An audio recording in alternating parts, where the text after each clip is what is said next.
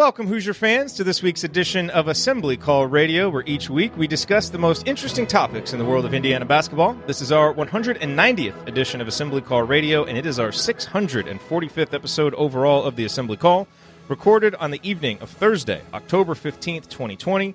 I am your host, Jerod Morris. And let's begin this edition of the Assembly Call how we begin every edition of the Assembly Call, and that is with our Hoosier Proud banner moment.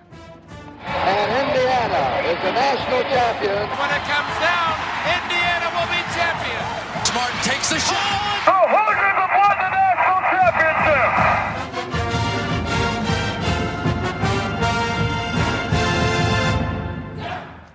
This week's banner moment occurred on Tuesday when IU's players and coaches met with the media.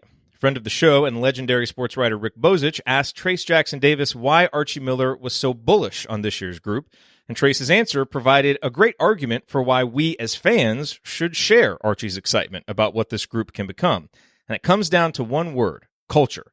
Here was Trace's response, audio courtesy of Inside the Hall. Everyone from down to the freshmen all the way up to the seniors, everyone likes each other. That's a big part. We all work hard and we hold each other accountable every day. Like last year, I remember there were times where Saturdays we could open and shoot.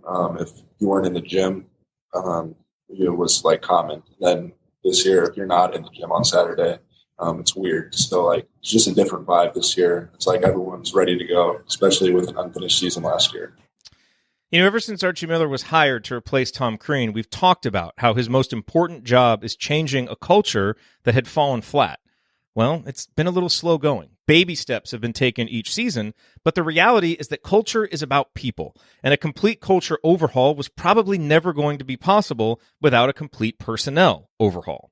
Is Archie's fourth year the year when finally the Indiana basketball culture is ready to take 2 full steps forward? When it gets back to being the hard-nosed, together, basketball-loving, obsessed with winning culture that we as IU fans expect? Well, talk is cheap in the offseason, so the jury is out until the games start. But Trace's comments give us a hint that maybe, just maybe, this will finally be the year. And the bottom line is that given the results Archie has turned in during years 1 through 3, it sure better be. All right, now let me introduce my esteemed co-hosts for this week's show. First off, to my left. He remembers the days when a movie cost $1. Heaven help you if you ever decide to pop your collar. Play hard, but remember, fake hustle is a crime. He's the coach and it's Tonsoni time. Talking about practice? Coach, it's Tonsoni time. What's on your mind? Practice. Practice is on my mind. The guys were in the gym, and they were practicing, and they were doing drills, and they were going up and down the court. They were installing offense, installing defense, and that's what we've waited a long time since that crazy time in March where it all ended too soon and we didn't get a chance to continue the Big Ten tournament and NCAA tournament. So it's nice to know the guys are practicing. It was really nice to see them on media day. I agree with you. You know, everyone's media day is positive across the country. Every team's, gotten bigger, stronger, and worked out well, and all the coaches like their teams right now, and it has to be carried over to the games and results. And that's ultimately what we need to see. We need to get those games going so we can talk about those results. But there's a lot of we and not me attitude in that media day, as you mentioned, and it just seems that as a coach, you always teach culture and you always team a good team togetherness, but sometimes it just happens, and it happens because of those personnel. And so if that is true and carries over throughout the season, the ups and downs and the adverse moments, then I think we have something to look forward to, and I think we do regardless with this roster. Absolutely. All righty. And to my right. Analyzing players, finding every wrinkle. He hasn't ever hosted, never lifted a finger. He's got all the Well, let me quickly add just one thing about this. Dude just interrupted his own jingle. Oh, no, I'm sorry. Ryan is not here. But Matt Patricia, what is your rant on the last week in IU sports? Don't insult me. I am not that incompetent. Oh, I'm sorry. Just the beard and the hat. I got you. But it's not backwards, so it doesn't work. Well, that was when you came on here. That's when I thought about it. Yeah, I don't have a pen in my ear. Anyway, I thought, obviously from media day, there were some really interesting things to come out. I love the idea of them playing smaller and faster, and that's something we've kind of asked IU to do for a while. They started two bigs last year, and I think we'll get some of that this year. But I think that the idea of maybe putting Christian Lander in there and having some, running some pick and roll, and maybe having Race Thompson or Jerome Hunter play the 4 and creating a more up tempo offense that can also guard at all 5 positions is a really interesting move for this roster, and I think it's the right one. And I think that while that may not be the starting lineup, and it may not be the lineup that a smaller lineup may not be the lineup they go to the most, being able to break out and run a little bit at points in the game, especially in the Big Ten, and get some cheap points when those are harder to get in the Big Ten, is, I think, the right move, and I think that will benefit IU too. And this is a team with athletes, and there are athletes on this roster. If they can get out and run and get some cheap baskets, I think it's gonna really benefit, especially with the way a guy like Trace runs the floor. You get the ball up and down, you can get some easy buckets with it. Yeah. All right. Well, there is a lot to talk about this week, which is a nice little change.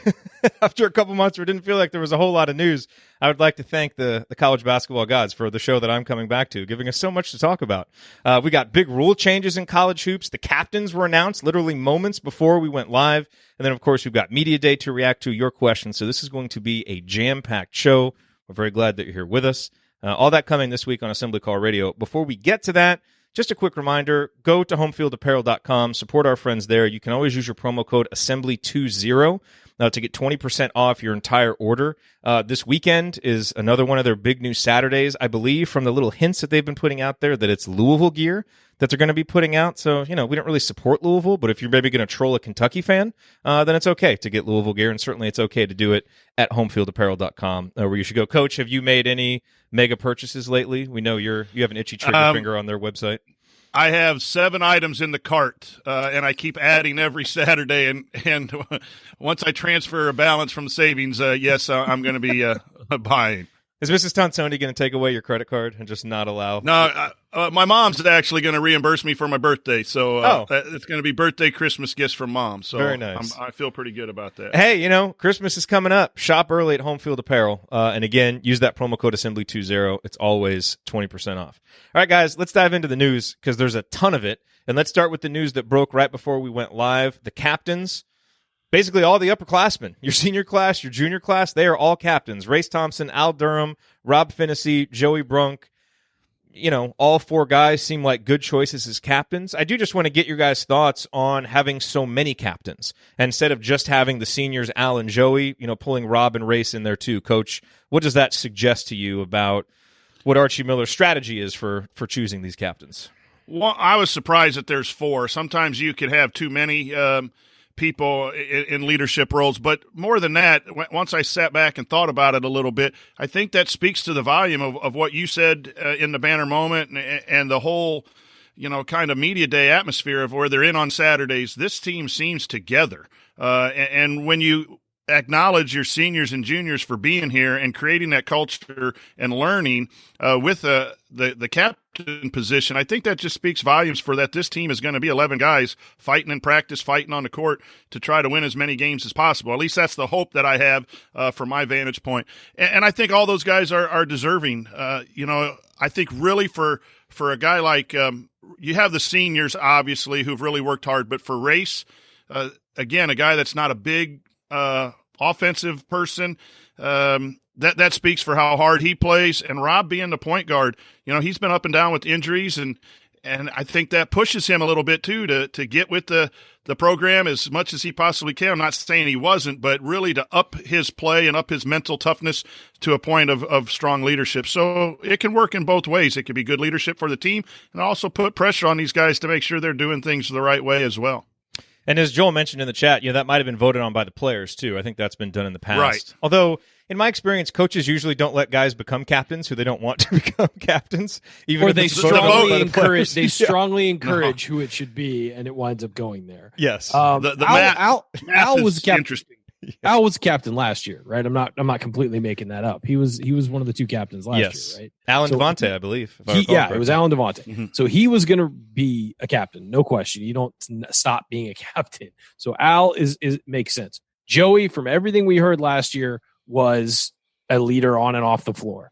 Regardless of his play on the floor, he was a leader on and off the floor from the second he stepped on campus. You figured as a senior he was going to be a captain. I was kind of surprised he wasn't one last year, given everything we heard behind the scenes, but he just hadn't been there very long. Race, everything we've heard during the lockdown and everything and this summer was how much he was leading off the court with the issues of social racial justice and all of that stuff. We heard all kinds of stuff about how much leadership he was showing and how vocal he'd been and all of that stuff.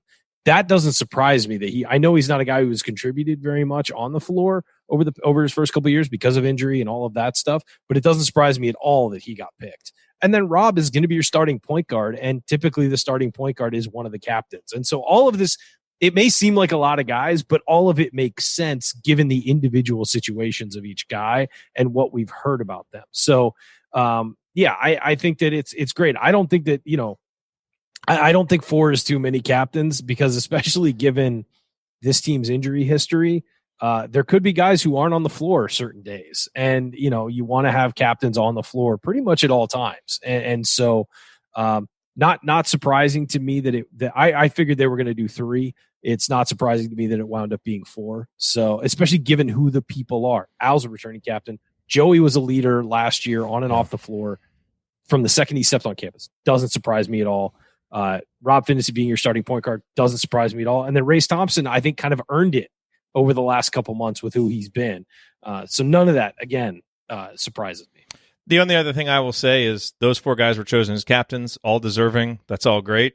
This team's best player is Trace Jackson Davis. And if Indiana is going to go where it needs to go, he's going to have to lead one way or the other. So he's an underclassman. I get not making him a captain, but certainly he's a guy who needs to act and think like a captain. Sure. And just based on some of his comments so far, it appears that he is, which is good to see. Let's talk about Blue Ribbon, guys. On the good, they named Trace Jackson Davis a third-team preseason All-American, which I'm seeing more and more of that for Trace, which is nice to see that recognition. However, the fine folks at Blue Ribbon decided to pick Indiana 8th. And, look, there is a defensible way. Blue Ribbon? What the hell? No, look, there's an argument to be made for Indiana at 8th. Like, you could make that argument. You cannot make that argument if you have Rutgers and Minnesota over Indiana, okay? Because as I tweeted earlier this week, I did not get an NCAA tournament canceled and sit through this offseason just to come back and have Indiana finish behind Rutgers and Minnesota. That is not happening. We won't allow it. There's no way. All right? Look, it's fine. Everybody's excited about Rutgers, but Minnesota? They have Marcus Carr and what, like a transfer or something? Come on. If we finish below those two, just cancel it all. Cancel everything. It's not happening. So that's all I want to say about that. Do you guys have any thoughts on Blue Ribbon? No, I think, well, you got to look at the strength of the conference, too. Andy Katz had us ranked 18th, but 7th in the Big Ten. If you tell me we're the 18th best team in the country, I'm pretty happy with that. So we got to be aware of, last year Michigan and Ohio State were 7 and 8. And I thought those teams were pretty decent teams. It just was very competitive. Our expectations are being 3, 4, 5 at the worst, if not challenging for the Big Ten championship. Is this roster ready to do that? We'll find out. But if you can guarantee me a top 5 or 6 seed, regardless of place in the Big Ten tournament, I'm taking that right now. And the other thing is, I think sometimes we see things a little differently, obviously, with our rose-colored glasses, but they also look at all of our guys haven't reached their ceiling yet. There's a whole lot of potential, and I know it's just floating out there yet, and they have to do it on the court. But our floor is 7th or 8th, in my opinion. And I think if the improvement is there that we hope and what we believe the players can be, then we're going to challenge to move up. So I don't get too bothered by Blue Ribbon or Street and Smith or Lindy. Red ribbon, green ribbon, who cares? Yeah, No, I what I will say about that is I think there's a very real scenario where there's 9 really good teams in the Big Ten this year, just looking at the rosters. And we better be one of the top 4 or 5 of them. I'm tired of us being like 7th or 8th, but the Big Ten's really good. Like, no, I'm saying, if Blue Ribbon's looking at it and sees 3 games we might lose close, and that would drop us down to 8, I think those are games that we might win this year and move. And that could be the difference between 4th and 8th. You look how close this conference is. I mean, you might get that a team like Michigan State, doing really well and being far above everyone else, but have the next tier all be within 2 games. That could legitimately happen. And I think that's the thing that'll be interesting about this year of the Big Ten. I think it's going to be loaded. Without the schedules coming out too, the unfair thing is the unbalanced schedule. If your twofers are the 4 best teams in the league, and you only play the bottom feeders once, and then a team like Minnesota or Rutgers has the opposite, that's really not a fair comparison. That's why, since I've started bracketology, the placing in the conference has not meant as much as to me as it has been as a fan. Simply because the unbalanced, you find the winners of the Big Ten, and they usually have the easier Big Ten schedules or one of the easier schedules. It helps. They're talented, they're good, but they've had some schedule breaks, and that's Wisconsin and even Michigan States of the world. So until we see the schedule, I'm not too concerned. We just need to be in the top 4 or 5 of the Big Ten. We need to compete for the Big Ten this year. Like, I hear everything you're saying. I'm just, who doesn't worry about the schedule ahead of the season? Michigan State. Yeah. So No, I could see us being 5th and being within a game of the top. You know what I mean? Like, it's that top tier is going to be very close. But yeah, the IU needs to win some of the games over the last few years they've lost that have dropped them. Yeah. I mean, if IU could have made a 3 last year in certain games, had 1 reliable shooter, they probably win 4 more games. That's how bad it was. And so this team needs to be able to do that. Okay. Last topic I want to hit here before we start talking about media days. There's some pretty big rule changes. Number 1 is all winter athletes are going to get an extra year of eligibility. So what that essentially means is everyone in college basketball this year is redshirting. So if Joey Brunk or Al Durham want to come back and play and Indiana will have them, they can come back and play another year. And as far as I understand it, at least listening to Gary Parrish and Matt Norlander talk about it earlier today on the Ion College Basketball podcast, if you have 2 seniors that want to come back, you would essentially get 15 scholarships for next year. Yeah. So, they have to do that. They have to do that. So it'll be interesting to see, what happens with that and how that affects recruiting. Curious, Ryan, to get your quick thoughts on that. It's the right decision, but what are maybe some of the consequences that we could see? Well, I think there's 2 things here, and one of them is that those people didn't get to finish their last year. You get to finish last year, and so that's part of it. And then you only get what is going to be like 2/3 of the season this year at best. So yeah, that's the right decision. If Joey and Al want to come back, I mean, some kids, it's not even about wanting to compete for a championship. Of course they want to, but some kids, you've outgrown college at some point. And I think that guys are going to have to make their own decision based on that. If they want to come back and run it back, I think that'd be great. And you have expanded rosters for a year. I'm happy that the NCAA has said that their scholarships essentially won't count towards the overall count. I think that's essentially how they're going to have to treat it, is those scholarships just don't count towards the overall number. And that's the right thing to do, to give them that option. And you're also going to have guys who opt out of this year for coronavirus concerns, and they should be automatically given an extra year, as most conferences have said they're going to do. I'm glad the NCAA is on board with that. We'll see what happens as far as IU's guys getting another and exercising another year.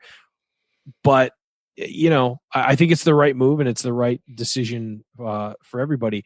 The question I had now, if all winter athletes get an extra year of eligibility, a guy like Jerome Hunter and Race Thompson, who've missed time for injury, do they just extend their college eligibility? It looks like that rule would apply as well to them. Do they get the extra year and then a medical red shirt on top of that? Do they get the Jess Settles program? I would imagine that gets ruled out because they get the extra year. But Race Thompson, he's a 4th year junior. I mean, he technically could be a senior right now. I mean, he obviously enrolled early, but he hasn't played very much. So essentially giving him 2 more years of college, one after this and then the next year, is great for him because he gets a chance to be around longer and show it off. So that's what it looks like to me would mean more than the seniors. It's some of these guys who've been injured and really struggled potentially get to tack on an extra year without having to apply for a medical redshirt. Coach, any thoughts on this?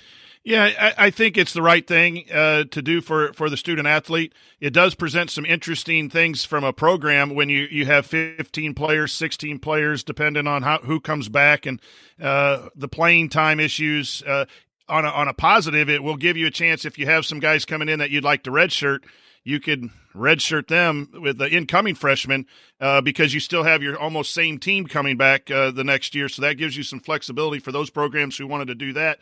But it is tough. There's only one basketball on game night sometimes in 15 guys. So it's a positive. It's the right thing to do. Coaches are going to have to figure out the right way to manage adding scholarships. But Indiana's in a good spot, too, because we have open scholarships. We have 11. Yeah. So we add 3 or 4 recruits. You're really not too far from a normal season. I think Indiana's poised well to move forward doing the right things for their student athletes. And we get 5 years of Trace Jackson Davis.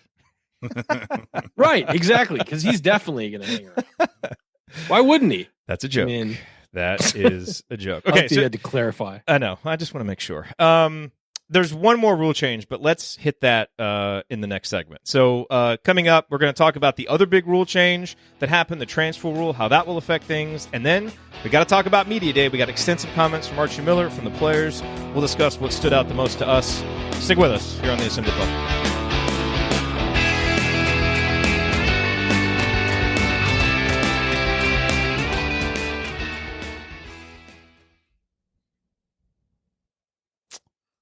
All right. Marcelo Zuna just took Clayton Kershaw deep, so the Phillips household is very happy right now. Not a Kershaw fan, huh?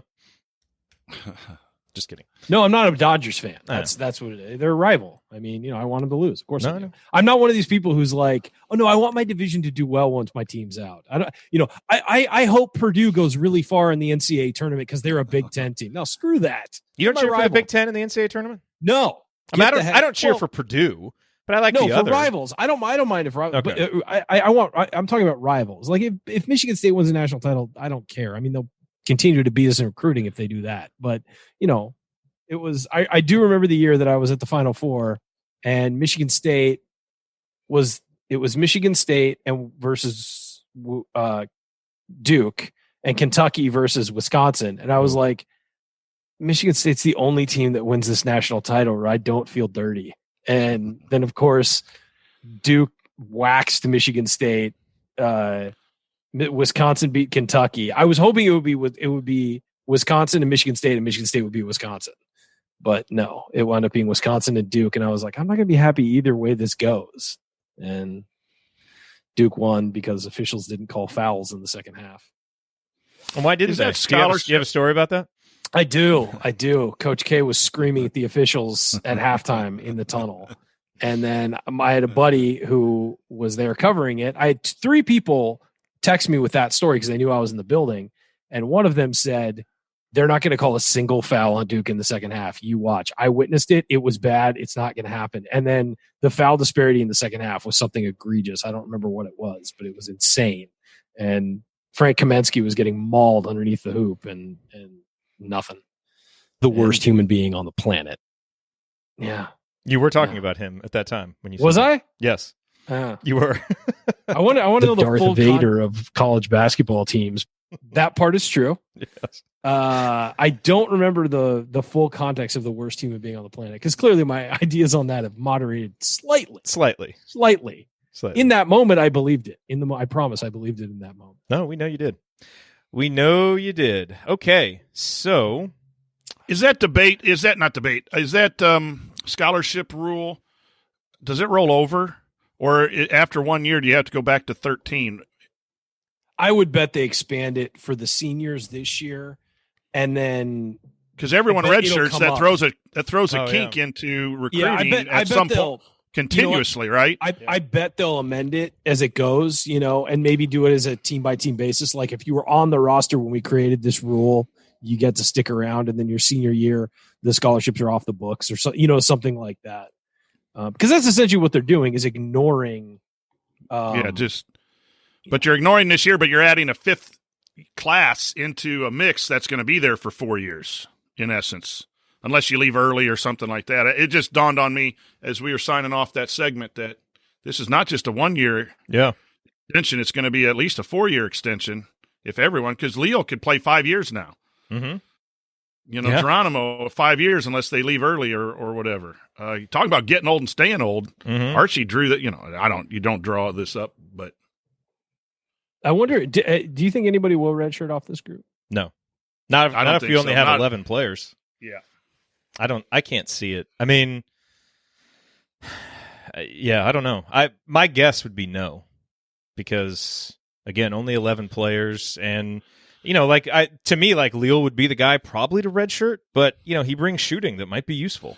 And so I was going to say that, Jerod. Each person brings something unique in that freshman class. Yeah. That could, they're very different. Not used every game, but Yeah. maybe this game it's a Trey Galloway game. This game it's an Anthony Leo game, and I think those are assets that would be nice to use as long as you communicate that to your players that you may not play for 2 games, but we play a zone team. Leo, you better be ready to go or. And Archie's not going to redshirt think- one of his best defenders, so Galloway's not getting redshirted. Yeah, and no, Geronimo's one of what the best athletes. So I said, Right. I think it was last week. I said, maybe it was in the chat. I don't know if I said it on the air or in the chat, where I said, dude, I just want for one stretch, because you can play a couple games and still redshirt now. That's the rule. It's not like it used to be where if you played at all, you can redshirt. It's a percentage of games or whatever it is. And in football, you can play 4 games at any time during the year and still redshirt.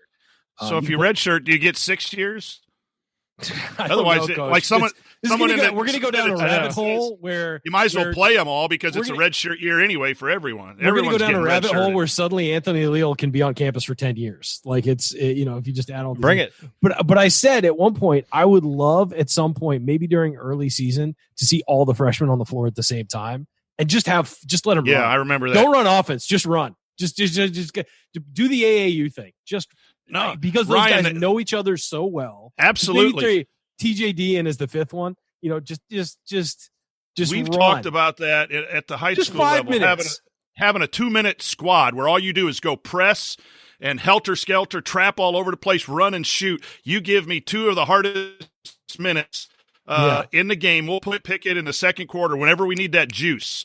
Yeah. You go just crazy. Foul, do Leo whatever you on want, the then wing, come out. Geronimo on another. You get Galloway cutting back door, Just and fire you get away. Lander just running the point. Like, come on, that would be so fun.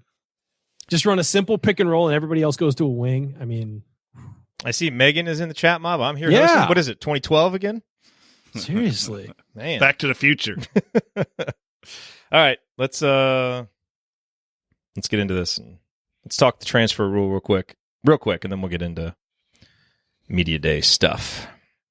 Hey guys, it's Gene Steratore, CBS officiating analyst and retired Big Ten basketball official.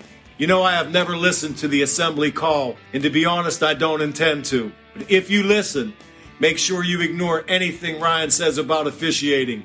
He's really good from the seat of his pants, but I wouldn't trust him on the court with a whistle around his neck. Time has proven him wrong on virtually everything. Take care. We'll talk soon. That will never not be funny. Welcome back to the Assembly Call. You can find all of our content at our website, assemblycall.com. And if you ever want to join the chat mob, chat mobbers, during our unedited live broadcast or watch those replays and see all the between segment banner, then check out our YouTube channel, youtube.com/assemblycall. I'm Jerod Morse. I'm here with Coach Brian Tonsoni and Ryan Phillips. And guys, let's go back and pick up one more rule change before we dive into talking about the media day stuff, and that is the transfer rule. So this is going to be voted on in January. It is expected to go into effect August 1st, 2020. Players will basically be allowed one transfer where they don't have to sit out a year. And there are some different stipulations about when you have to notify coaches by. You have to be in good academic standing when you transfer. If you take this opportunity to transfer without sitting out, then you can't grad transfer later. So there's some different stipulations on it. But essentially what we've been talking about, you want to transfer, Demezy Anderson's transferring to Loyola. He can play immediately. You don't have to get a waiver, none of that stuff. You can just play. I think from previous conversations, we're all, we support this rule change, but obviously it's going to have some effects. So, Coach, as you look at this, positives and negatives of this rule change likely going into effect. Well, positives. These rules should be for the student athletes, and we've gotten too far away from taking care of the student athletes with the amount of money and exposure and all the decisions that are made in the NCAA athletics. So any rule that helps the student athlete, and if a student goes to a college and doesn't like it, they can transfer to a college as long as they're accepted. But a basketball player, a football player, they have to sit out. So I think it's good for the student athletes. Honestly, though, there are some problems, and I think it's more for your smaller conferences where their best players might get poached and they don't have to go and sit out a year. You get someone in the Missouri Valley or even a smaller conference who really busts out as a freshman and sophomore. That coach really worked hard to recruit that young man and build that young man in a program, and there's not that 1 year sit out that helps him keep that player.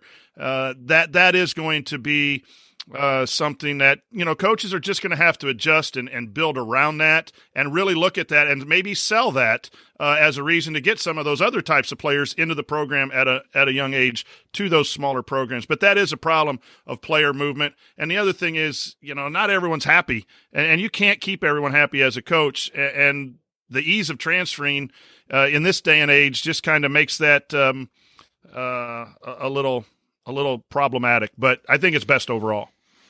Ryan, your thoughts on the rule change? Look, I am definitely pro player in all of these things. We've well established that. I think you are too, Jerod, and Coach. Whatever. I'm just kidding. But but I think we're all very pro player. And I think that look, kids make mistakes. These are 17, 18-year-old kids, and they're making these decisions for the most part.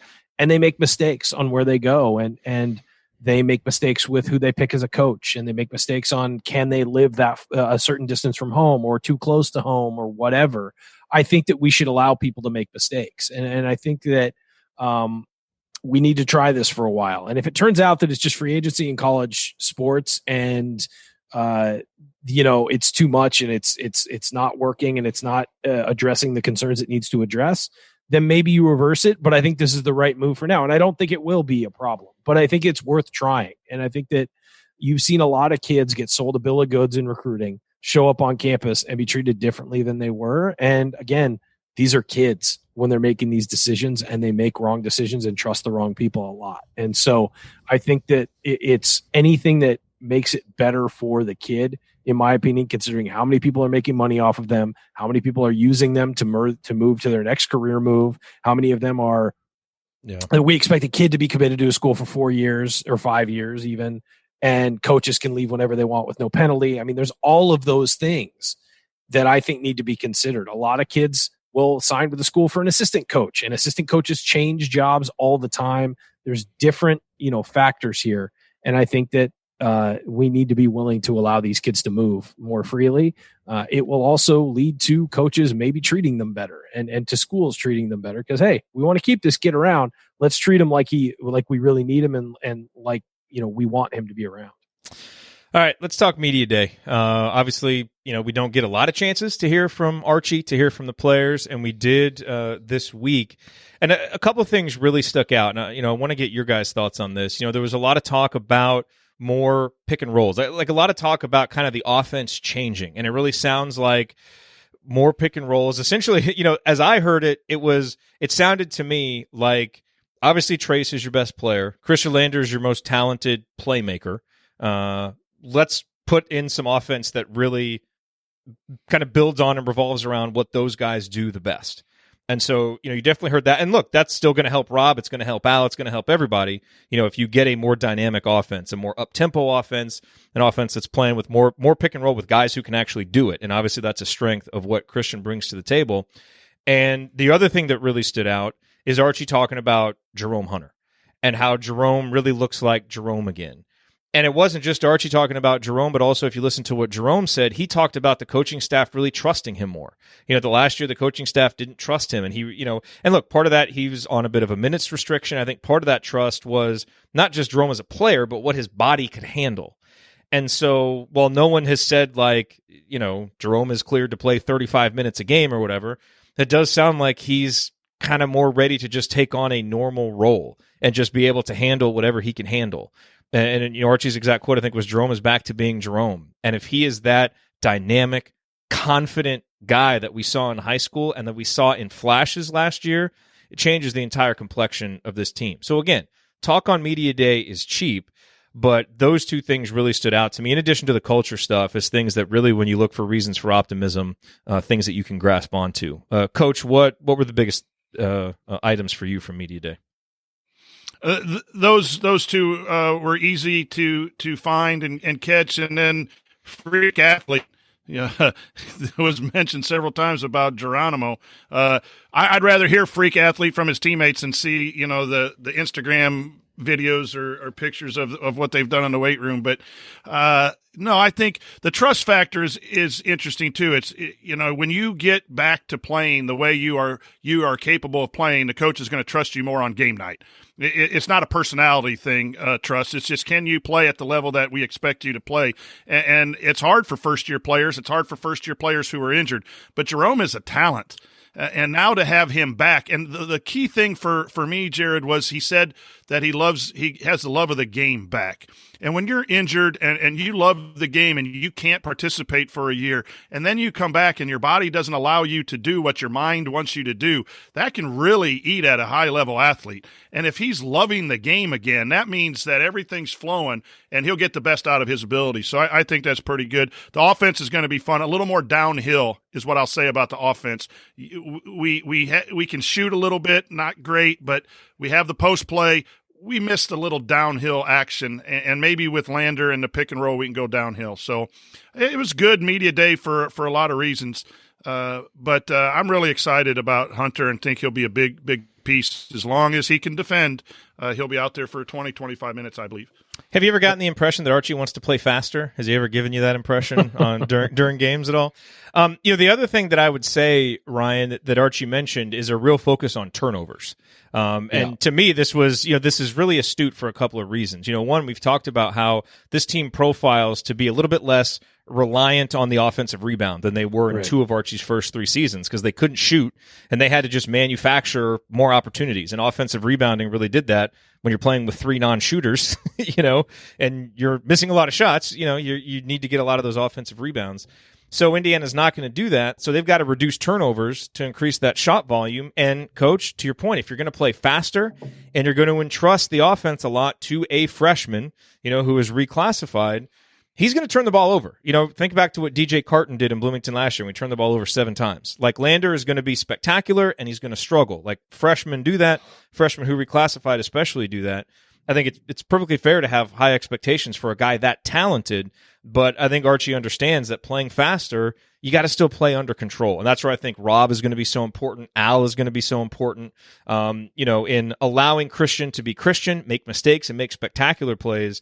But I really think limiting that turnover number, to me, that says Rob and Al, you guys have to really take care of the ball, because the freshman, Lander's going to turn it over. And if you're not going to be okay with that, then don't play him.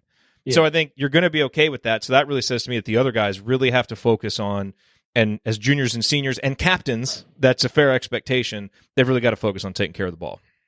Yeah, and I think that's true. And I think that when you play faster, the tendency is you're going to turn the ball over more. The key is going to be if you're not going to get as many offensive rebounds as you said, which I think they'll get some. I think with Race Thompson and Trace Jackson Davis, they're going to do okay on the offensive glass. They won't dominate, but they'll do okay, and you'll get those extra possessions.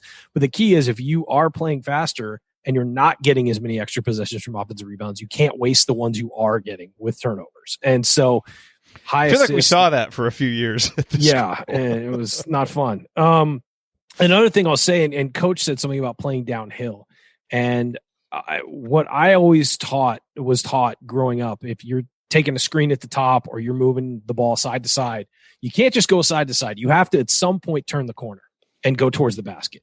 You can't just go dribble side to side, dribble side to side, dribble side to side. That's very easy to defend. You guys can switch, or they can just play you horizontally. They don't have to worry about shuffling their feet backwards. We need guards who can turn the corner. Rob Finnessy at times has shown that when he turns the corner and gets into the lane, he can finish really well.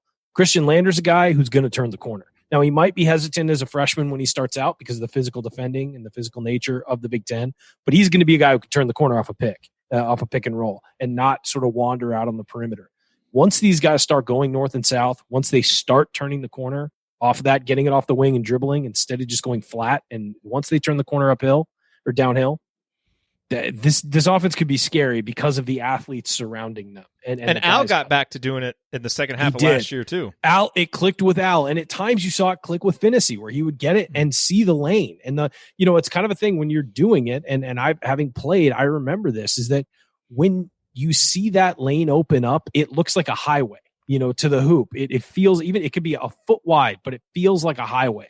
And you just start funneling in there. And then when it closes off, that means somebody has come to help, which means somebody's open, and you're able to move the ball. And so I just think that that's the key, is this team finding guys who can turn the corner. Al did it last year. You're right.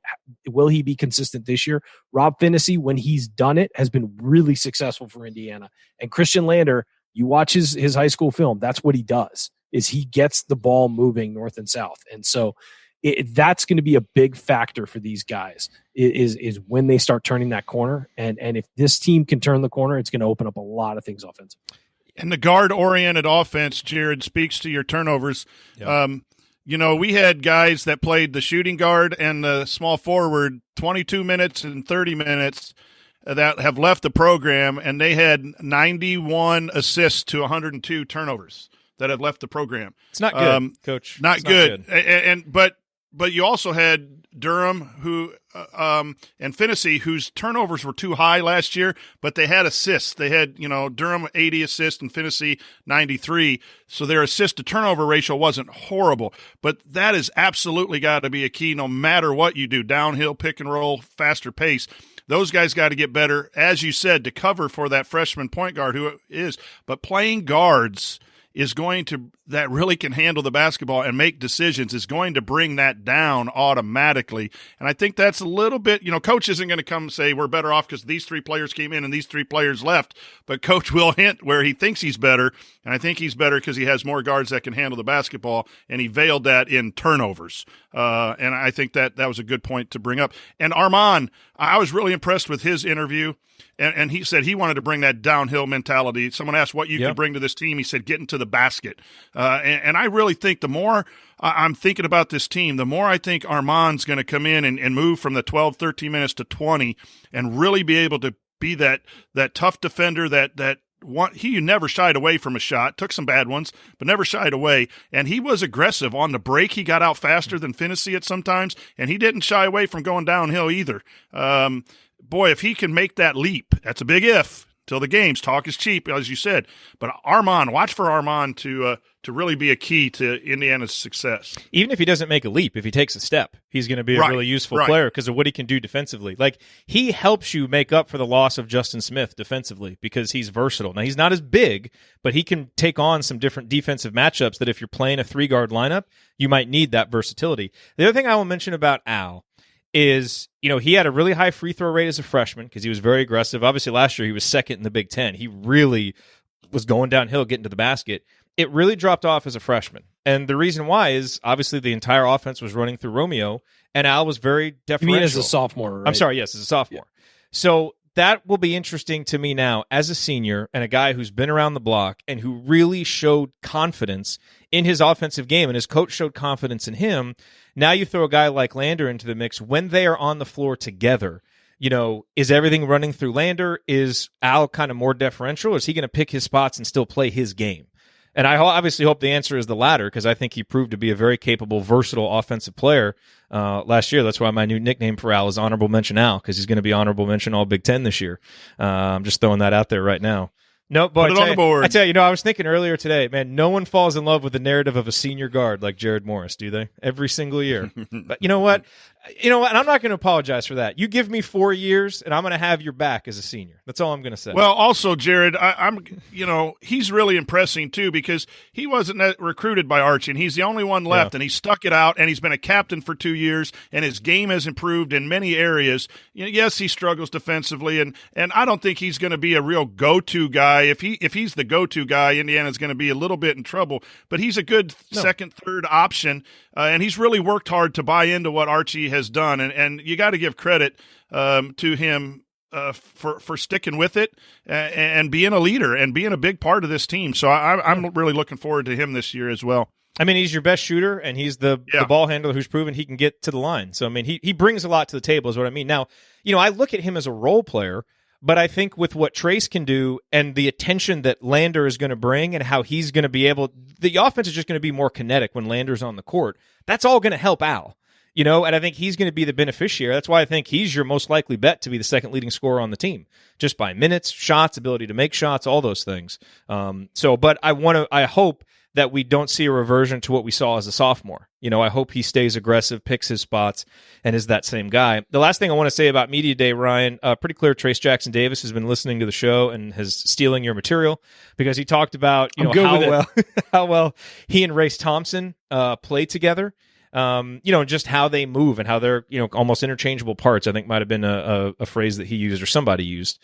I don't know that I necessarily they can that, switch but they do certainly play very well together. And I think when you have those guys and three guards, boy, Indiana's going to be able to play fast and really do a lot of things. And I think it was the second game last year I came on here and said Trace and Race might be our two best post players, and that our best and definitely our best post combo. Now, obviously, Race had to build up and get used to playing, and then he got hurt and had to get back, all of that. But when those two guys are on the floor, there's an understanding there. And I'd even throw Jerome Hunter in there at times too. When those three guys were on the floor, I thought we played our best basketball when they were on the floor together. And the reason why, they're athletic, they're versatile. You see switching, you see all three guys pick up for each other on both ends of the floor, and you see them have an understanding together. And they're all big, they're all athletic, they all have wingspans, all of that stuff. But yeah, Trace and Race, man, I was begging for it from the beginning of the season. And when we did get to see it, especially later in the year, they played very good basketball together. And I think Race is a guy, it's interesting. If Trace doesn't want to guard centers, we saw Race step up and guard centers last year. He's only 6'8", and we saw him guarding centers really well last year. Veteran starting centers in the Big Ten. How'd that work out for you, Ethan Happ? Seriously, because he's active, he moves his feet, he is willing to muscle guys, and he's even bigger this year. But he's willing to use his lower half to sort of muscle guys off the block and just not get beaten by pump fakes. And you have to go over him. You're not going to go around him. And so he's difficult. And then guess what? You miss the shot, he's going to rebound it. He was a Hoover last year on defensive rebounding. So I think that those two guys playing together gave us some of our best basketball last year. I think it's going to be even better this year, obviously, as they both improve. But yeah, that's our best post combo moving forward. I mean, I'm sorry, Joey Brunk, but it's just so much better. And the other thing that was better was the hedging at the top with both of those guys. Trace got better as the year went on, and Race was always good at it. Because he had the speed and the size to recover. And so, yeah, I would agree with Trace. I just think that is a combination that this team needs to see a lot of this year. Yep. Okay. Coming up in our third segment, we are going to answer your questions. We got one about freshman minutes, plus kind of a fun one about the best platoon lineups that we can put together, and a couple of other ones. Fun questions. Stick with us here on the Assembly Call. We'll be right back.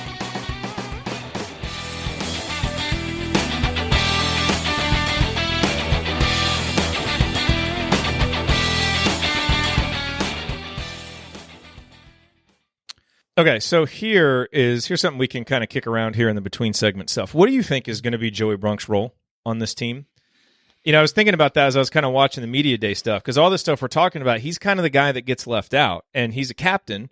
My assumption all along has been that he's going to start, just because I think Archie's going to be hard pressed to change. Senior leader, yeah. Yeah, but the more I think about it now, the way that they're talking, it's a lot easier to change the starting lineup before a season than during a season. So if he's going to change it, it would be now. And a lot of things point to that potentially being the case. Now, maybe not. Maybe he'll want to start him, alongside Trace so he can take that tougher defensive assignment early in the game, keep Trace fresh, all those things. But boy, and look, we all appreciate what Joey brings to the table. Indiana doesn't win the Connecticut game last year without Joey. I think the Minnesota game at home, Joey Brunk will be the reason Indiana wins 3 or 4 games this year. He's that kind of guy, but I just think him playing maybe more spot minutes or just it being more matchup dependent, I think is going to be better for this team. But it's going to be interesting when Trace is off the floor, that kind of stuff. So you don't have to have them both in there. It's funny. Have you guys watched Ted Lasso? Haven't checked it out yet. I've seen some clips, but it's phenomenal. And so for anybody who's watched it, like there's one scene where Ted Lasso, like he really doesn't want to bench his aging captain. You know, Coach, you were gonna love this show. Just like it's such a coach's show. Where is it? It's on Apple Plus. It'll likely move over to Amazon at some point. Yeah, but it's such a coach's show. But you know, it really got me. The reason he didn't want to do it is just what that would mean for the locker room and what that would mean for this guy and his pride. And you don't want to lose this guy, you know. And I won't give away like what ended up happening, but I thought about Joey Brunk in that situation. How last year we all thought, man, it's so obvious, you know, like get Joey out, put the other guy in. And yet this is where all those things inside the locker room and the chemistry of a group and leadership and what guys mean, it's so hard for us fans to understand that. You know, that's why sometimes second guessing those decisions, it's kind of, you know, we can second guess it all we want because we're fans and talk is cheap and we're just, you know, on here blabbering about. But there are reasons why coaches don't do that stuff. And I'm going to be interested to see what happens with that, you know, because I think if you start him at the start of the year, it may be hard to change that later on. Interesting comparison. How that works. Interesting comparison here is that all year for the Lakers, they started a 5 next to Anthony Davis because Anthony Davis during the regular season didn't want to play center. And during the playoffs, he was like, I'll play center all you want. But during the year, he didn't want to carry that load and have to face centers every night. So they started JaVale McGee or Dwight Howard next to him all year. And those guys would play like 12 minutes a night, but they would start the game on the opposing center. And then as the game went along, they'd kind of shuffle them to the side. They start both halves and then occasionally come in if they needed some rebounding punch. During the playoffs, they did the same thing, but then they started phasing that out. And in the finals, they started a true stretch 4 next to Anthony Davis a couple nights because it just didn't fit what they were doing. I got to give Frank Vogel, the Lakers coach, credit for doing that because you've got to sometimes change what you're doing based on the matchup. And against the Heat, with all those shooters spread all over the floor, it didn't make sense to have a true center in there. Against the Rockets, with all those jump shooters, they had to start not starting a center because you don't want to start the game off down 12-0 because your center can't go out on the floor and can't guard on the floor and gets lost in switches. I think that's the way Archie has to be. Yeah, in some games, it's going to make sense. I don't like the idea of you have to run the same starting lineup out there every single game. I hate that idea. I've always hated that. I know it's a guy's pride, but you know what? You need to tell guys before the season, hey, guess what? Starting lineup's going to be dynamic. It's going to be based on matchups, not the way you're playing. Yes, that needs to be the standard. You can't, if you just pull the rug in the midseason, then it's a bigger deal. So Joey, if we're playing, for example, I'm just throwing a team out there, Penn State, and they have a 6'6" center who can go out on the floor and shoot.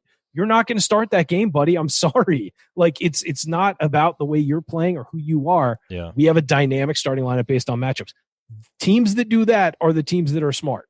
And again, I know starting lineup doesn't matter. It's who plays the most and who finishes the game, in my opinion. But at the same time, if you let a team get up 10 on you early because you have a bad lineup on the floor just to make a guy feel like his pride is intact and you lose the game by 5 and you gave up a huge run at the beginning, that's your fault.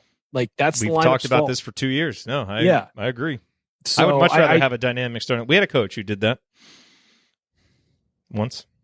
Who did that? Was it Knight? Yeah. Oh, okay. I wasn't the fan back then. Remember?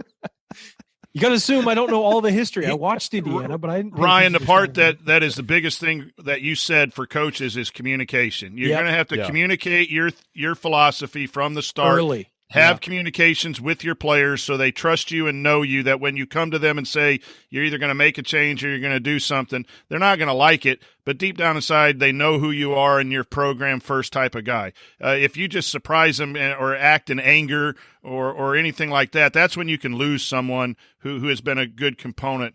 I just think if you're going to play and talk up a new style, a pace and pick and roll, then you've got to select your 5 best guys that fit to that get style. Started the first half and get started the second half, and it could change game to game and matchup. I'm not saying that, but you can't. I mean, it's his 4th year. He's going to have to win. You can protect a good senior worker, but if you're going to lose games doing that, you won't be around to protect the next senior worker. You're going to you get paid to win games. That's what it is in college. You get paid to win, and you're going to have to make tough decisions. And while I understand, and guess what? Hey, I'll say this: if Joey's a senior leader, he'll understand.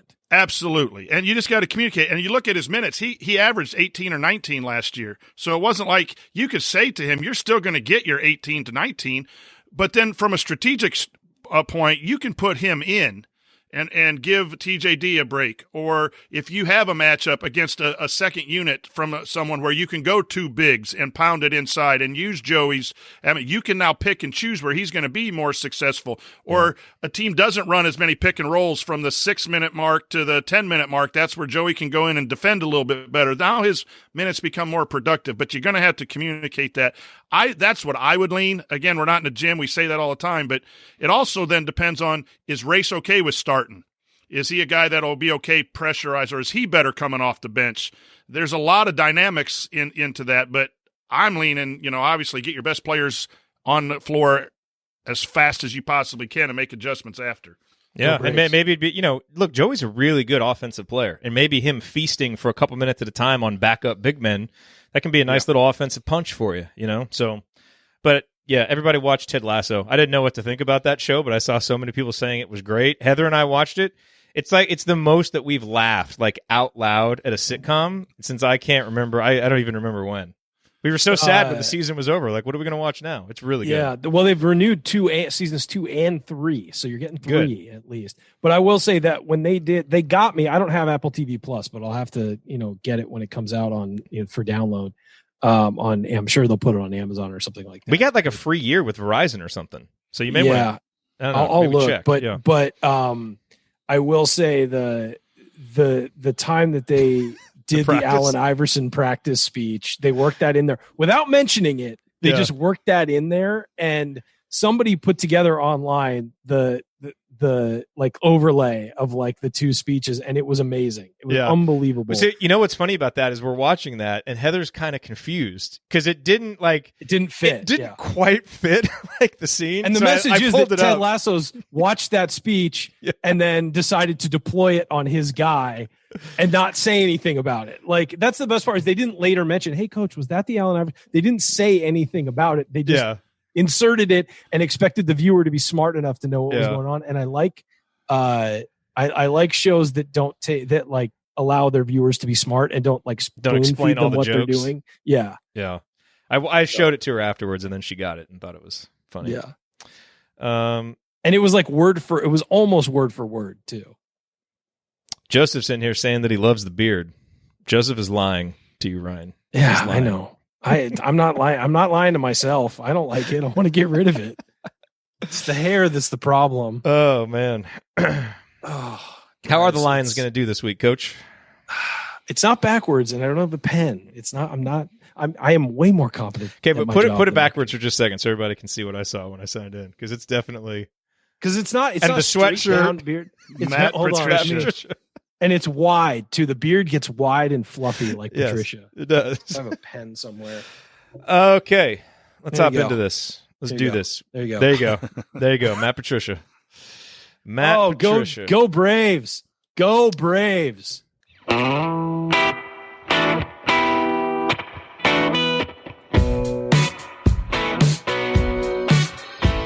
It's Ethan Happ, and I never listen to the assembly call, especially the episodes that Ryan is on.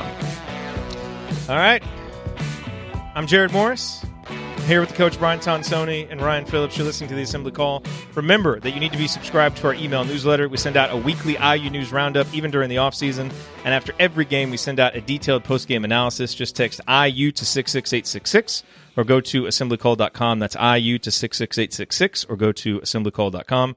It's time now, gentlemen, for the mailbag. All questions were submitted via our private IU basketball discussion community, which you can learn more about at assemblycall.com/community, or got one from Twitter. And also, I submitted my own question this week, and that question is this.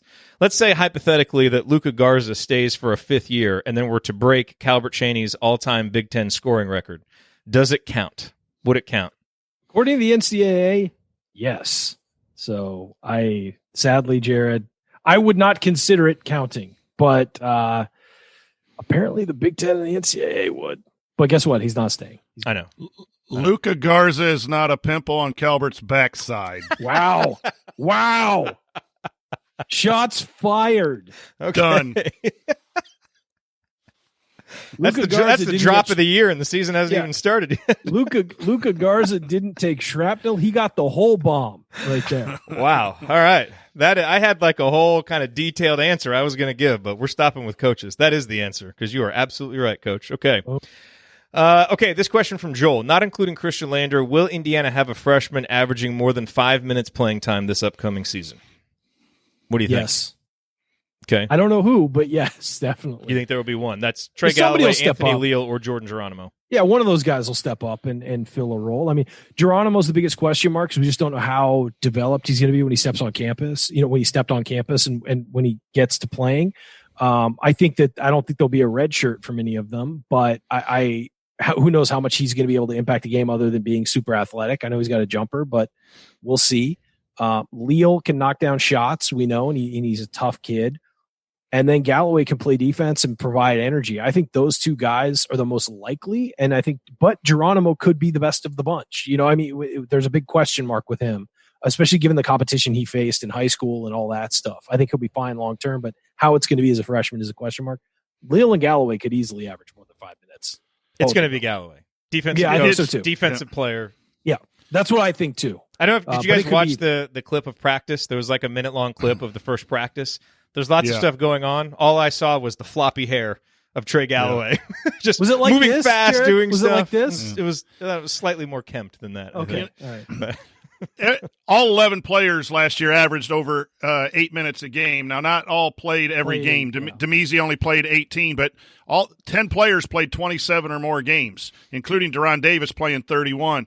I haven't heard Coach be committed to playing 11 like he was last year. He said he was going to play 11, and he played it early, and then he cut back the rotation. So it depends on his rotation, how he's going to do that and how many he's going to play. But even then, I think there's room, given a special night where Trey might play 10 or 11 and then not play a next game, and that average comes out to 5. So I would expect everyone to average over 5. It's the games played that you need to watch and what games they do play in as freshmen. And even if you average it out, if you wind up averaging it out over all the games, so it's even if they didn't play in that game, you give them the stat and divide it. I still think they're over 5 minutes. I think both of them are.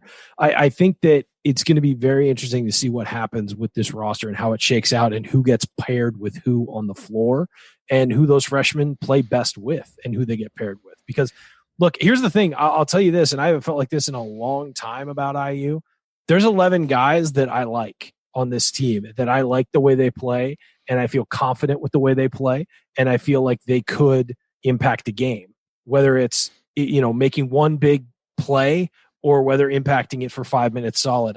This is a team with 11 guys I really like. Now, we haven't seen the freshmen a ton, but just incoming, you look at them and you think, okay, they have a discernible skill that can help this team. This guy, all have discernible skills that can help this team. I haven't felt like that in a long time with an IU roster. I feel like this year it's here. When we play Iowa, I want Archie to just tell Trey Galloway to just go shadow Jordan Bohannon for the entire game. Don't let him get the ball. If he gets it, you're 6'5", you're in his face. Don't let him shoot. All game. He can handle it. Okay, this is from Chad. He says, IU could have a very balanced roster to the degree that they could do a hockey-style line change in an A and B squad type of subbing, with caveat being that everyone lives up to their current expectations. Build your balanced A and B squads.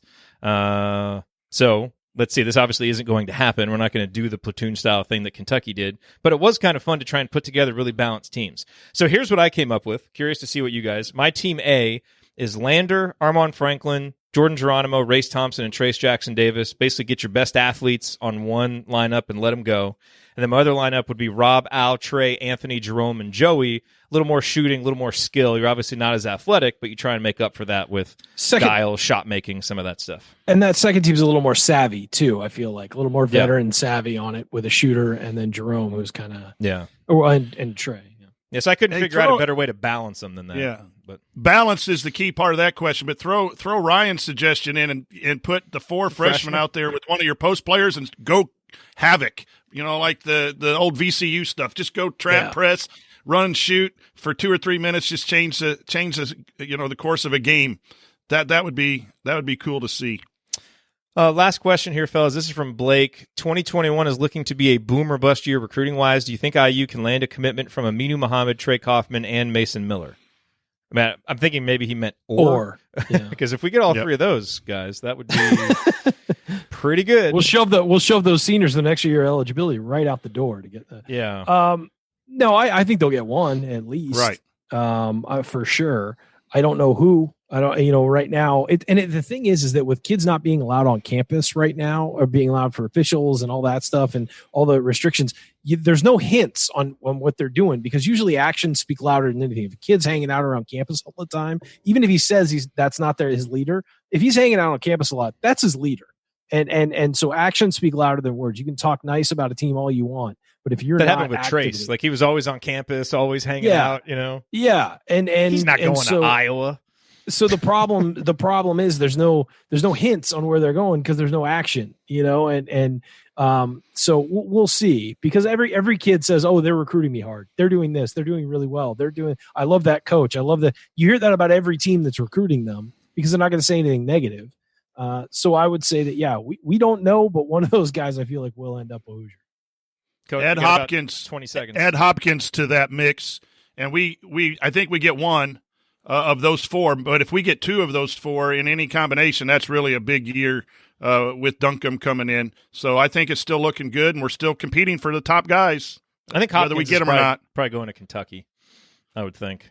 I mean, Kaufman is obviously the most likely. He's the one that you would expect. And then if you can get either Muhammad or Miller, those are two really highly regarded players. So, yeah, you got to get one of them. Like, to avert disaster, you have to get one. If you get two of them, you'd feel really good coming in there alongside Duncombe. Okay, that's going to have to do it for us on this week's episode of the Assembly Call. If you want to see us do the show live, join us at assemblycall.com on Thursday nights for the live broadcast of our Assembly Call radio recording. And don't forget to go to assemblycall.com or text IU to 66866 to join our free email newsletter. Special thanks to Bob Thompson for producing most of the music that you hear on the show, and thank you for listening. We will talk to you again next Thursday night. Until then, take it from me, native Hoosier Mark Titus. Keep your elbows in and your eyes on the rim. And go Hoosiers. Thanks, Mark.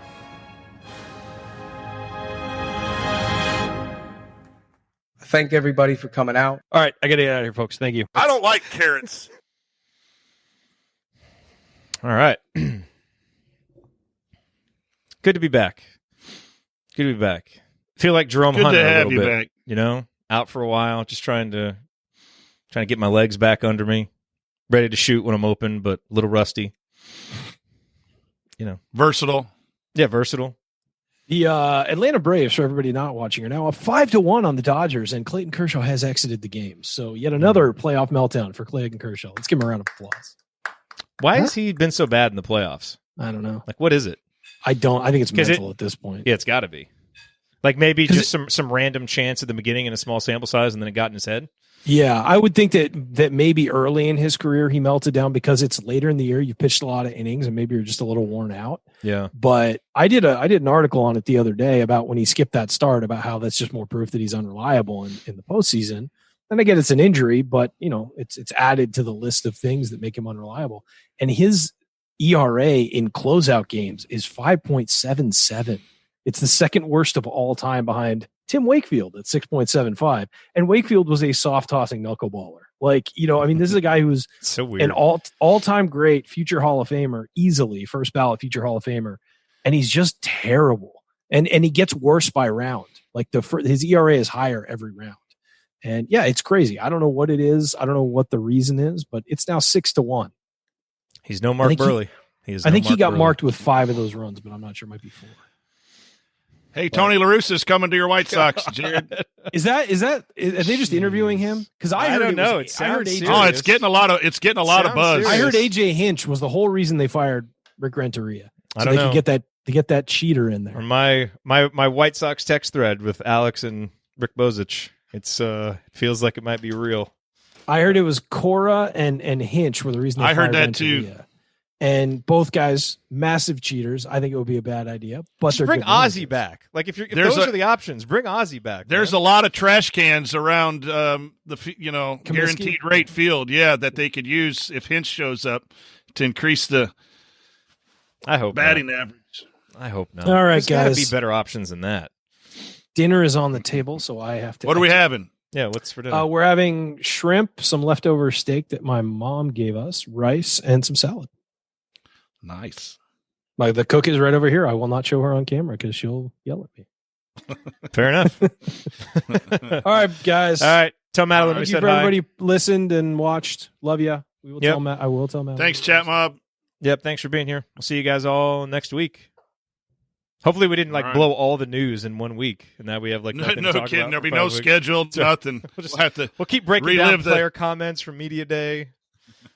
Yeah, you haven't been around for the last 7 weeks when we've been like hurting for stuff. I know. I just swoop in on the week when there's actually Swoop stuff in to on the talk big week.